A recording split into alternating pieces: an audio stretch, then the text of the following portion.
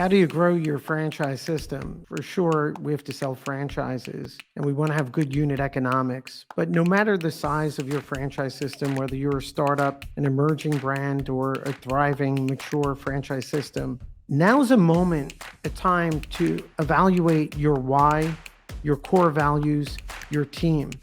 And this includes you, even if you're a brand new franchisor. This is so often overlooked and is probably the biggest catalyst or the biggest differentiator between successful growing franchise systems and those that never gain traction. We're going to discuss it in detail.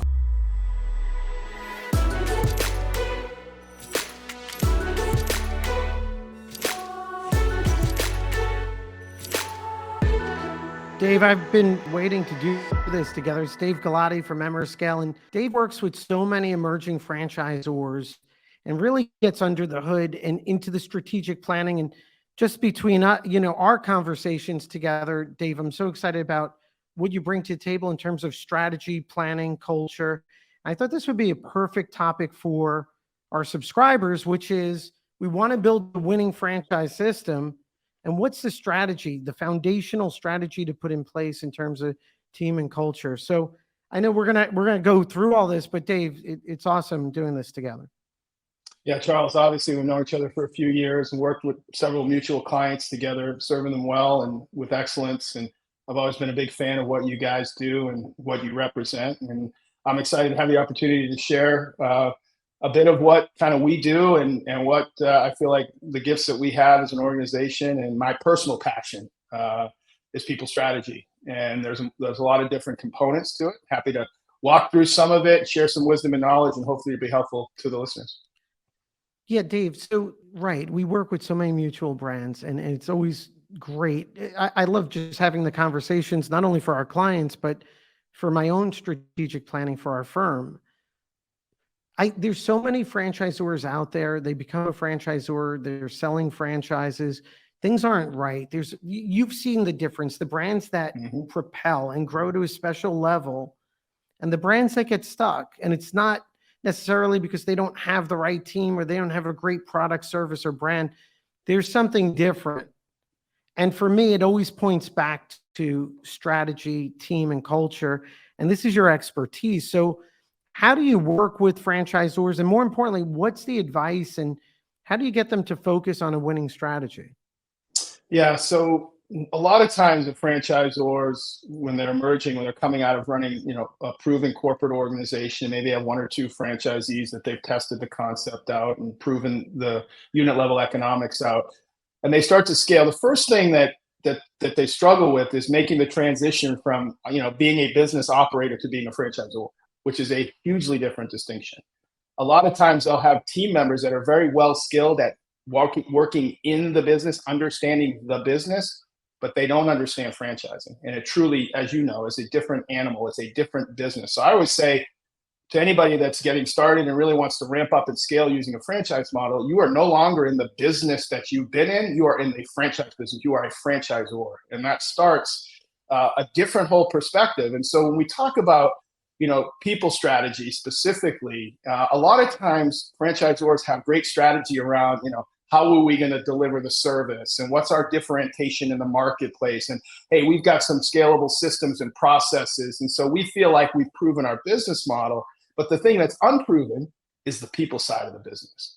And so, Peter Drucker once said, culture eats strategy for breakfast, right? And the idea is that a rock solid culture, a people culture, actually is part of the strategy. Like you cannot execute an overall business strategy without the right people in the right seats. And Charles, I'm an EOS guy. Your company runs on EOS, and so some of the stuff I'll talk about has kind of the EOS language. But going back to Vern Harnish and scaling up, and Good to Great and Jim Collins, there's nothing new under the sun here. It's EOS is more of a collaboration and accumulation of various thoughts in a simplified methodology, right? And so when we talk about the fundamental piece that the franchisor needs to understand is he needs to have the right people in the right seats. And it starts with culture.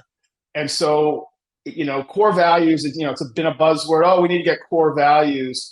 Look, core values are not something that you put on a poster on a wall. It's something that's in your heart and in the minds of your team members. It's something that embodies the organization. It's what you actually make strategic decisions based on. Is there alignment with the strategy, with our core values? And if there isn't, there's always going to be some disunification there. There's always going to be some tension, because if a strategy is not in alignment with core values, or the core values are not in alignment with strategy, there's no synergy, and it's very hard to execute. And it's also hard to create a clear vision for what you want to do.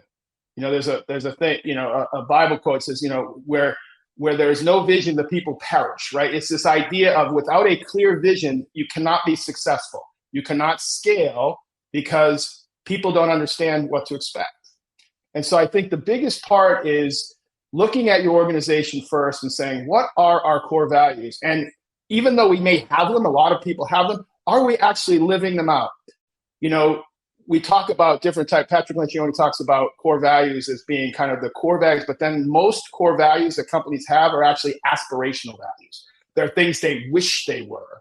And what happens is, when you kind of operate under wishful thinking, everybody knows it's not really a core value. It's something we wish we could be, but we're not. Like, if you're a company that says, well, we want to have integrity, but yet you'll do a deal at any cost and you don't care, you'll step over things to get things done, and it's a Machiavellian kind of ends justify the means, is really the functional way you operate your business, then that's not really a core value. It's hypocrisy. And a lot of times what happens is, if people come in and believe, oh, I'm going to be a part of a company that has integrity, and then they see there's no integrity and there's no accountability to integrity, then there's a disconnect. And people get disenfranchised, and it creates a level of disunity and dysfunction in the organization. And so there's an idea of building a team that you have people that are in alignment with your core values, but then they're also in the right seat. There needs to be a defining piece of not just the titles that people have, but the roles and the accountability that they have, right? What are they accountable for in the organization that will drive the business forward? And who are they accountable to within the organization, right? And so accountability is a huge piece of any culture. If you're going to have a healthy team culture, that has to be trust, transparency, authenticity, and accountability.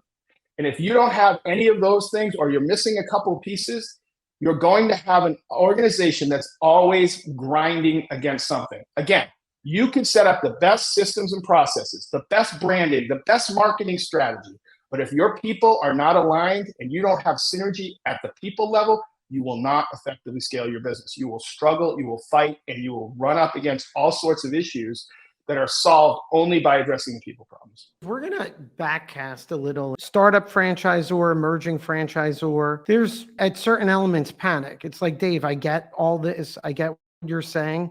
I don't even have a big team. It's me and X person. And right now we just need to sell some franchises because we have cash burn, or we have these other concerns. And I think we all go through that as entrepreneurs, and then we start leaping to action or thinking we have to sell or do things. So team big or small, let's assume I'm a team of 2 or 3, but I need to understand the pathway ahead over the next 1, 2, 3, 5 years. When you look at successful franchise systems as they're scaling, what's the advice of, hey, this is what success should feel like in terms of these are key players to be onboarding, or key roles you're initially going to satisfy? And then what do you see as that framework?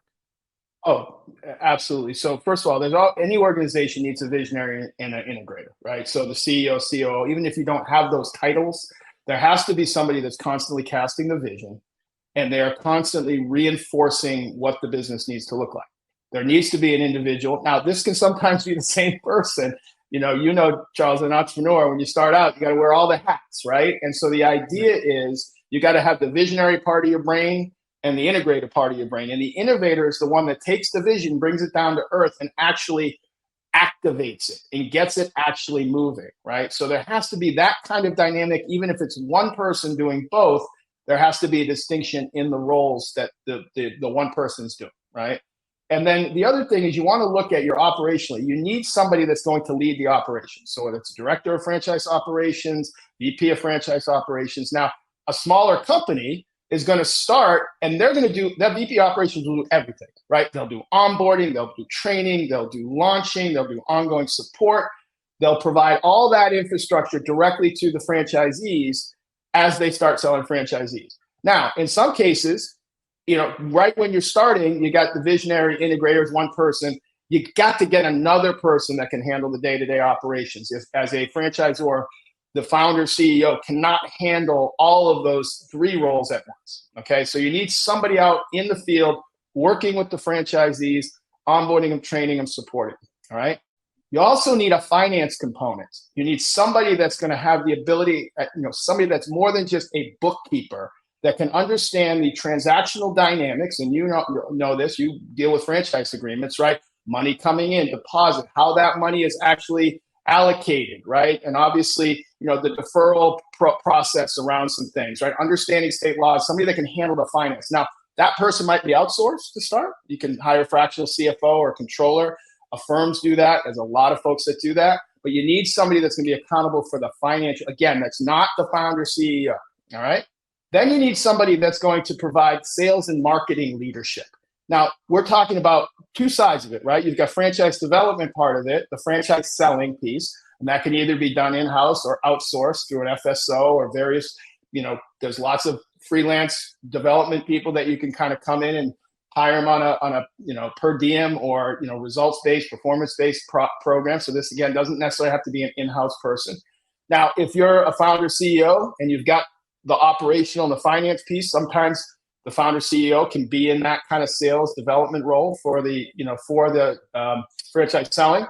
But you need somebody that's going to lead the marketing function, and that's a fully distinct function of marketing the franchise system. So these are folks that are going to work directly with your franchisees on unit level marketing, brand building, how they're going to generate leads, right? That's a critical piece of this, especially in any kind of business. You need leads to make sales, to drive revenue.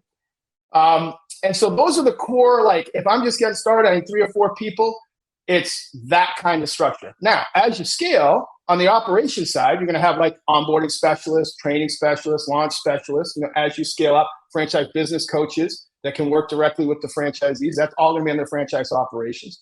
On the marketing side, you can have, SEO, SEM, third-party outsourced marketing agency that can again and help support the scale of that.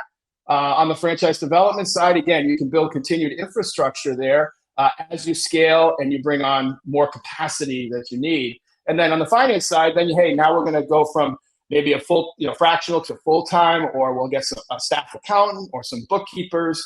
So it's really a simplified model. You don't have to overcomplicate it, and you certainly don't want to overhire, because when you overhire, it's very hard to get to profitability as a franchisor. And if you're overspending because you have too much capacity at the people level, it's going to be very hard for you to scale profitably over time. So you want to be very strategic. You don't want to fall behind to the point where you don't have enough people to support your growing system, but you don't want to hire and basically wait for the business to come. Does that answer your question? Yeah, it does. I mean, and for everyone who's listening, I mean, that's a great overview of, like, that's an evolution over time of, it's going to start off maybe 2 people in a franchise system, right? Yep. But I think it's important to hear and understand all these roles that are going to come into play and be handled over time. Dave, 2 brands, same industry, same financial numbers, one scales and grows, one stagnates. One is clear messaging, the other, it's secondary, confused messaging. One gains interest by brokers, the other's just not gaining traction there. Organic sales and interest are happening. Now, I know there's going to be a ton of variables, but at the leadership level, core value level, what do you see as under the hood differences when you look at those brands? Yeah, it's all about the passion and the alignment that the team has, right? So there's this idea that high functioning teams, unified teams, alignment with core values, the sum of the parts is greater than the individual pieces. Okay. If you are a franchisor and you don't feel, if you've got a team of 3 and it doesn't feel like 6, there's something wrong with your culture, your people. They're not motivated. They're not encouraged. They're not in alignment with the value. They don't have clarity on the values. They don't know where they're going.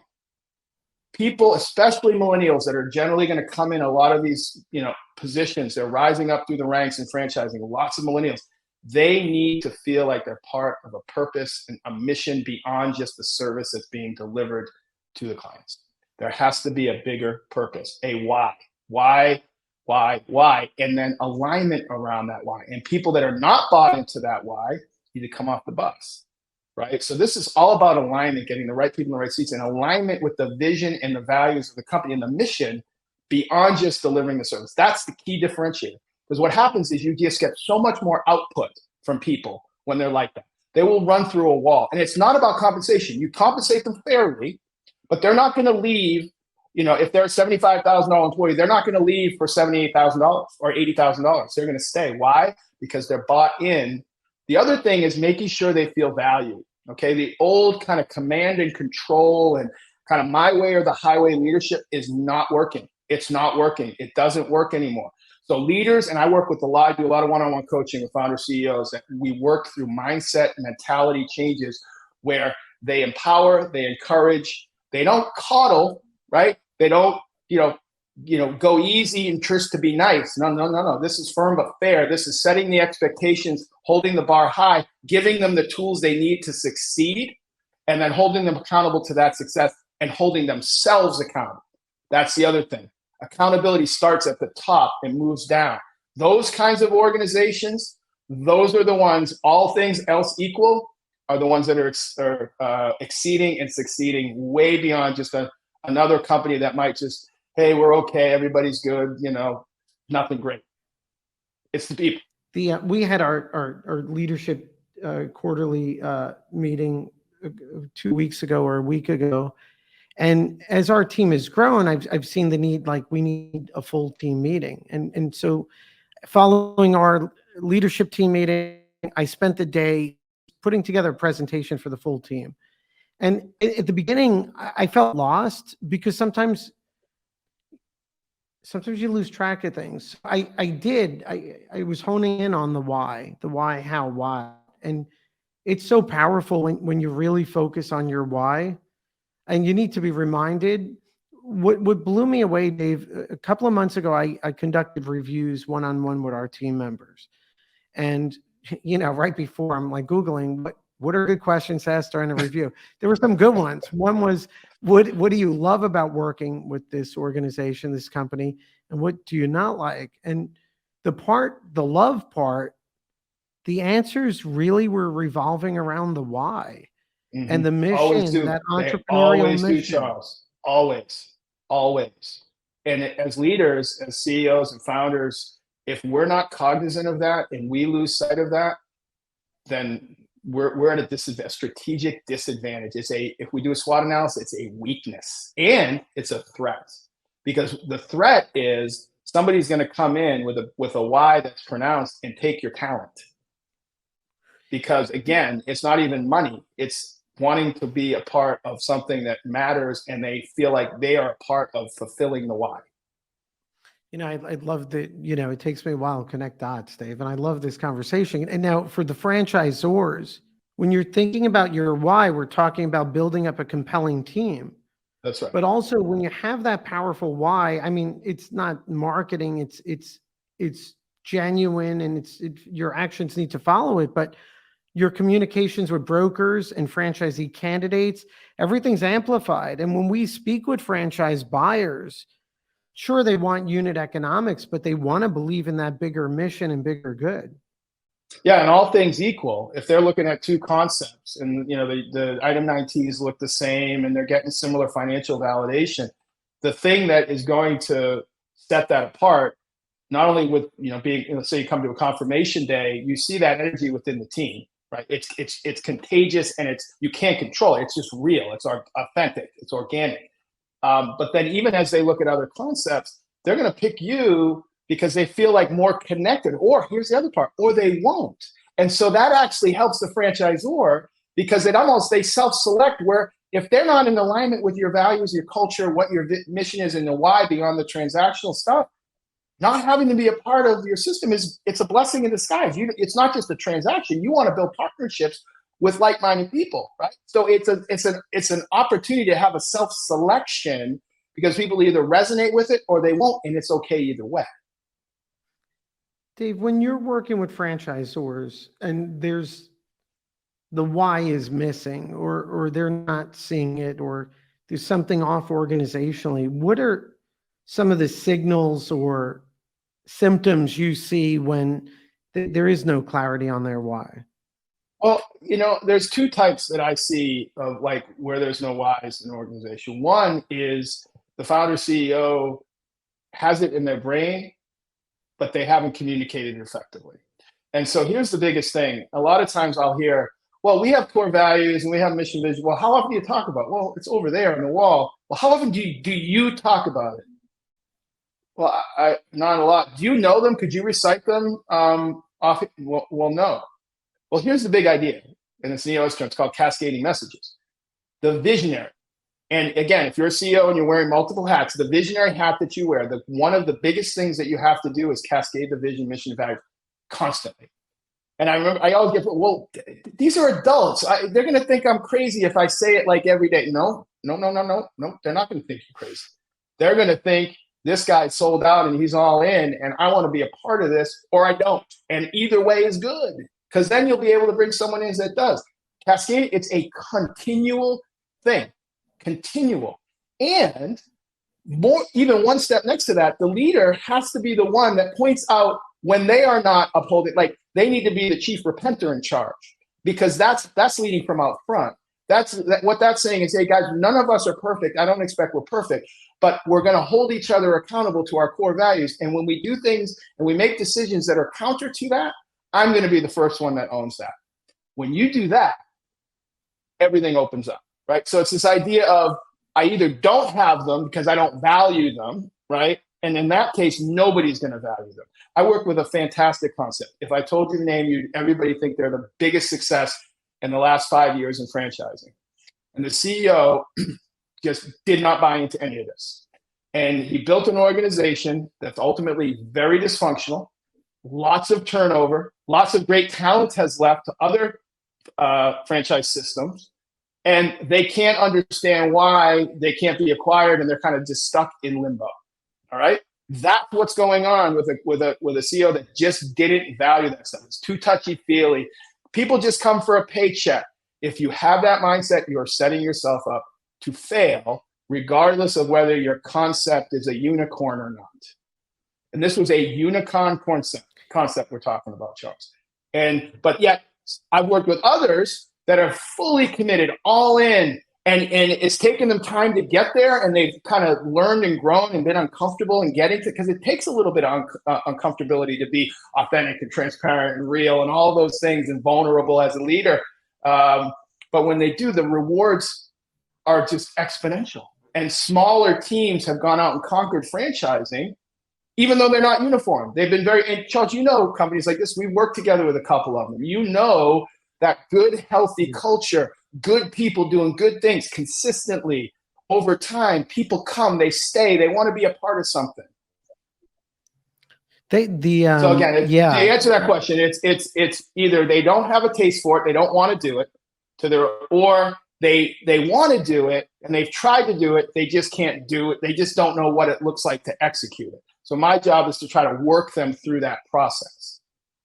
Well, and one of our mutual clients, I was with Ken Parsons, Brothers Just Do Gutters, a couple of weeks ago. We were at a conference together.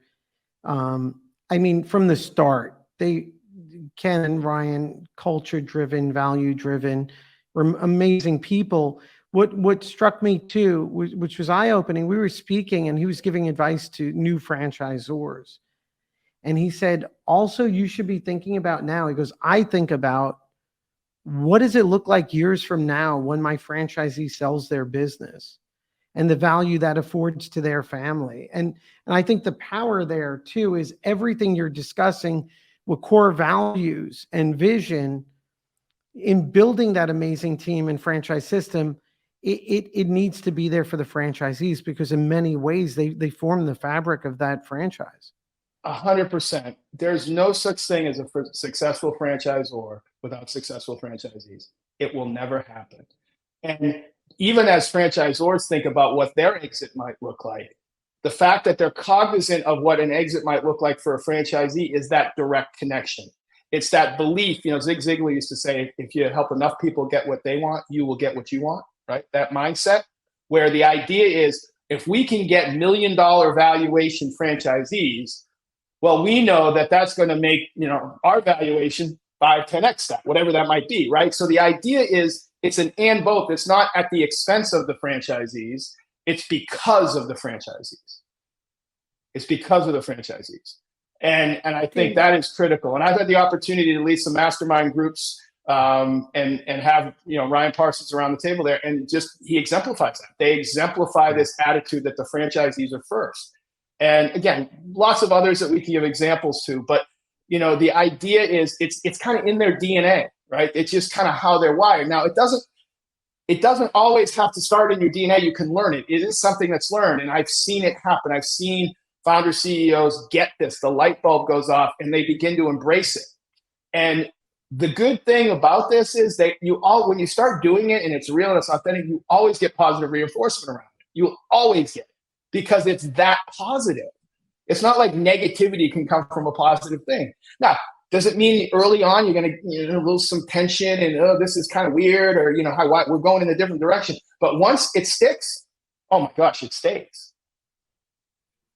Look, getting to that example too. I mean, Ryan and Ken started off with a team, maybe 2, 3, 4 people. And when you see, again, when I was with Ken, if you mention a book, he is either quoting that book or he's saving it to go buy it and read it. Yeah. And so it's none of us, like, that's what I love about entrepreneurship.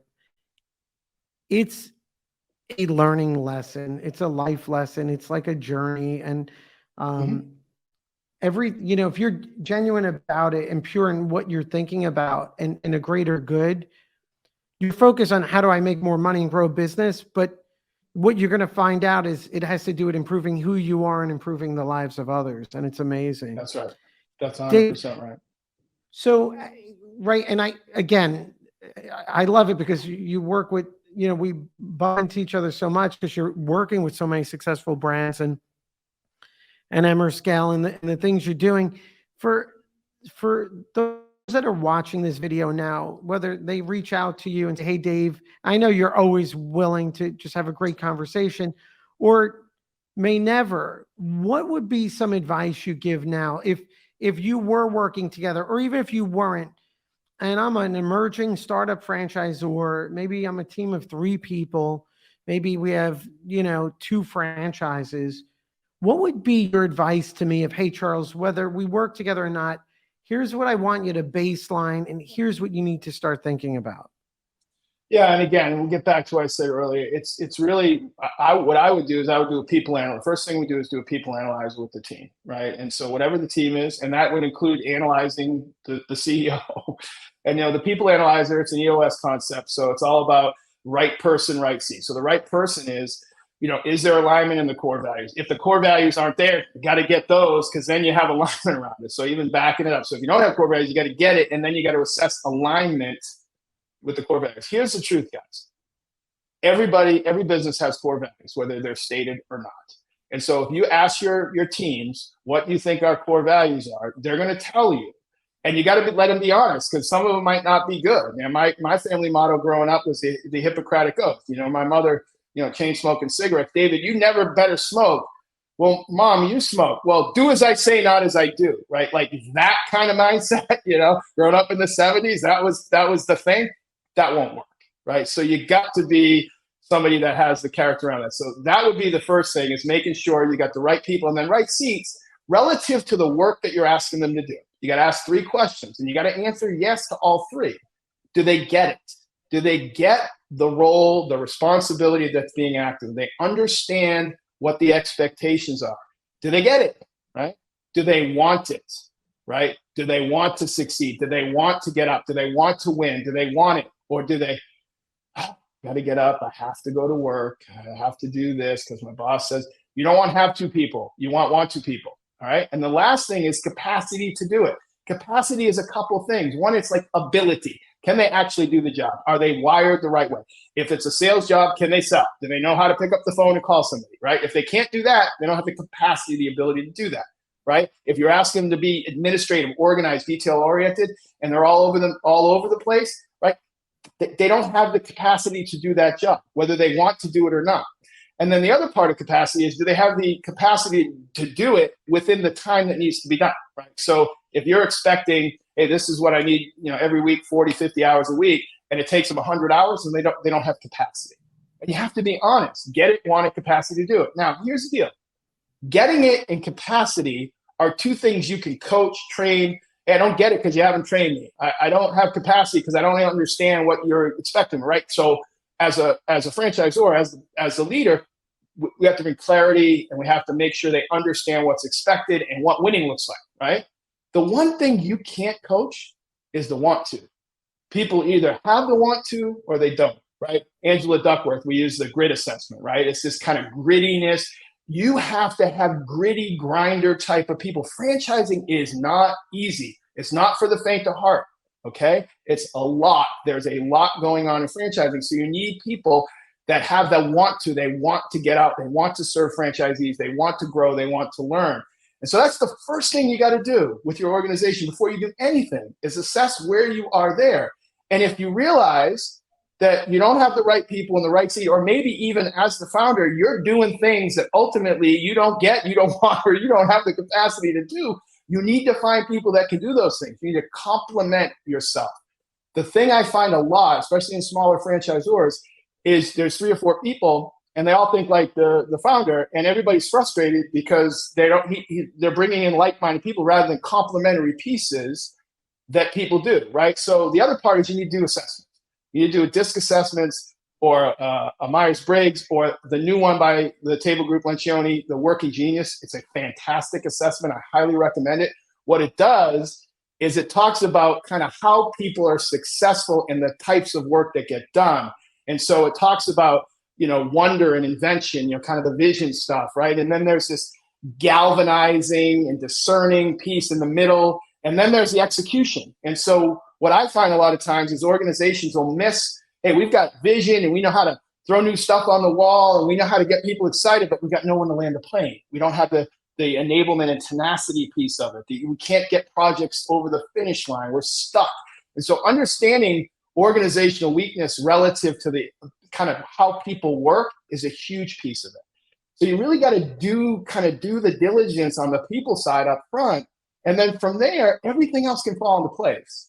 Now you can apply systems and processes. Now you can say, all right, here's what everybody's doing relative to their role, because everybody gets it, wants and has the capacity to do it. And then again, as the CEO, the founder, you've got to cast the vision, the why, the core values. Those are the things. If you start there, you'll be off and running in a successful way. And it might require you to rip things out and start over. But the best part of this, it's always great. And I always tell my clients, this is the perfect time to do it, right? The old adage, when was the best time to plant a tree? 20 years ago? When's the next best time? Today. So you have the opportunity today to reset things if they're not right. So take an honest assessment, do the people analyzer, assess your core values. If you don't have them, get them. Include your team in the conversations. Make sure you got the right people in the right seats, and you're on your way. Yeah, it's great advice. And I mean, for everyone listening, I mean, even before this, we were talking with some of our team and about us working together. And one of our weaknesses, not a weakness, is evaluating that from a qualitative standpoint, that organizational flow of work. Because we have amazing team members, culture driven, values driven, but I think at a leadership level, I may have sort of overlooked that. Dave, well, you know what it is, Charles? As leaders, and I do this, I have a small team that I lead as well. We assume people are reading our minds. We assume because we are open and authentic and we don't have anything to hide, right? Like people just automatically know. They don't. That's where that constant cascading needs to come in, right? And it's shocking because the moment you get a glimpse into, you think everything is, there's clarity and people do know, and then you realize, wow, they don't. It blows you away. There's just so many good leadership lessons. Here's another way to look at it. And I use this with my clients a lot because it helps to give perspective. So you have kids, right? Especially younger kids, right? And I've got a 10 or 13-year-old, so I'm kind of still in this, hopefully coming out of it a little bit. How many times do you tell them to clean their room, to brush their teeth, to make their bed. Don't eat cookies before dinner, right? You just don't tell them once. You tell them every single day, multiple times a day. Why? Because it reinforces the message. Well, the pushback I always get is, well, my employees aren't kids, they're adults. Okay, they still need that. When you want people to respond in a certain way, you have to consistently deliver that. And then guess what happens? The bed gets made.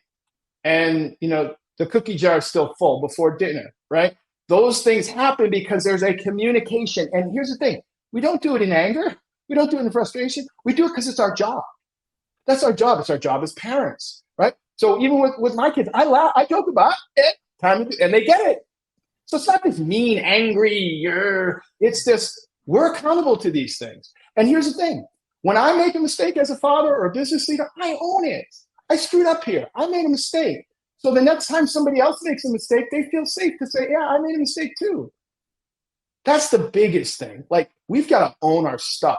And if we own our stuff, we'll have others own their stuff. We've got to lead from out front. And that's really the biggest message I give all my CEO clients. You have to lead from out front. It's not two sets of standards. It's one set of standards. How do you want your company to run? You need to lead by example. Yeah, and there's such a multiple, because now you have a chain of franchisees this reverberates through.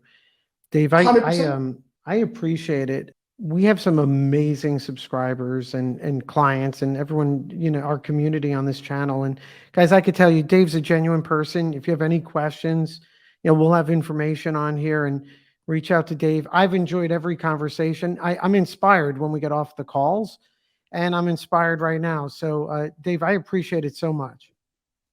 Yeah, Charles, listen, one of our main things is to help first. It's actually an EOS mantra. We want to help first. And so we offer a complimentary 1-hour, franchisor scale assessment.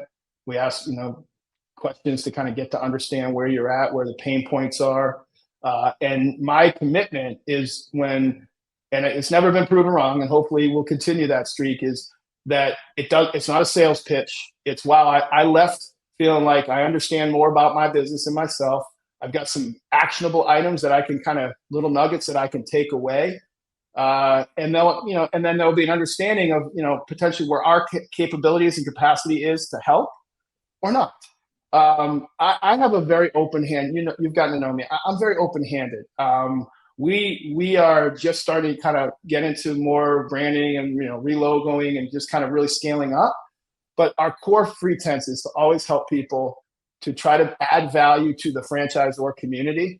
Unfortunately, like any place in the world, there's some bad actors in our business, as you know, and I've just committed myself to just being a good guy in the business. And whether I work with people or not, I always try to leave them with something where they feel that I've given some value to them. And that's our commitment. One of our core values is under promise, over deliver. And we try to live by that every day. We try to make sure we're constantly checking in on expectations. Are we meeting or exceeding expectations with our clients? We ask the question, are we meeting expectations? And we freely welcome feedback. So we're very open-handed. We love to help people, but I also learned a long time ago, you can't force someone to do something. So we are not, there's no aggressive sales stuff we do, because here's the thing: unless people want to change, unless they want to implement new things and do things in a way that we know is a proven methodology, then why would you force someone to do that, right? Like, you know what I mean? Like, and you know this too, right? You work with clients like that. It's like, it's not always a fit, right? You get into it and kind of, hey, the way we run our business is not always the way others run their business, and that's okay. There's no judgment. But I like to look for synergy in people. We build relationships. So we come in, and our goal as consultants is to be like ninjas. We come in, we don't stay longer than we need to. We actually get in and roll up our sleeves. So we're not just consultants and you're just telling all the things you need to do. We try to help you execute. We're fractional integrators. We help move rocks and solve issues. We have some unique product offerings that we do that are scalable. There's some really good business solutions that'll help you scale. And so those are the things that we do. And we've kind of found a niche within the franchise world, right? And we're not, and I think we've been serving them well, and we've been fortunate to grow over the last few years as we do that. Dave, I appreciate that. And I'll just add, what's great is you have a perspective of what success looks like, because you do work with successful franchisors. and you do also know the industry. So in a very deep way. So yeah, I appreciate it, Dave. And I appreciate the time today. You too, Charles. Always a pleasure. And I look forward to having future conversations.